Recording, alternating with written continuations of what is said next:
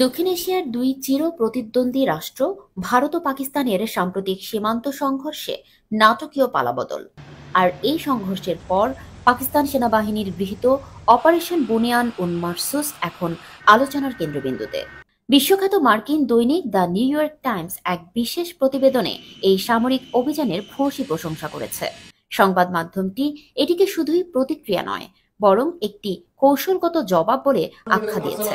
তাদের ভাষায়, পাকিস্তান এই অভিযানের মাধ্যমে শুধু ভারতের শক্তিকে চ্যালেঞ্জ করেনি, বরং যুদ্ধবিরতির পথেও পৌঁছেছে, যা এক অর্থে কূটনৈতিক সাফল্য।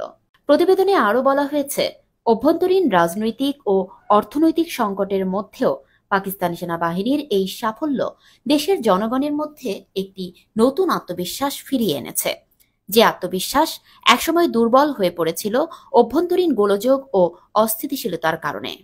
অপারেশনটির নেতৃত্বে ছিলেন সেনাপ্রধান জেনারেল আসিম মুনির। নিউ ইয়র্ক টাইমস তাকে অভিহিত করেছে জাতীয় রক্ষক হিসেবে।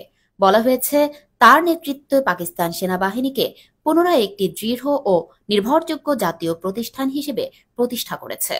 এই সামরিক সাফল্যের পর পাকিস্তানের সেনাবাহিনীর প্রতি জনসমর্থনও বেড়েছে বলে জানানো হয়।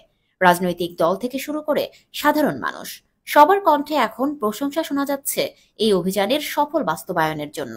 বিশ্লেষকরা বলছেন, এই অপারেশন ছিল ভারতের বিরুদ্ধে একটি কৌশলগত বার্তা যে পাকিস্তান এখনো পরিপূর্ণ প্রস্তুত এবং প্রয়োজনে বড় শক্তির মুখোমুখি হতে পিছপা হবে না।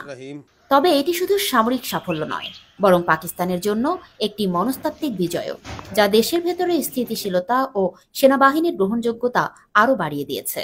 এদিকে আন্তর্জাতিক কূটনৈতিক মহলেও এই সংঘর্ষ ও যুদ্ধবিরতি নিয়ে আলোচনা চলছে।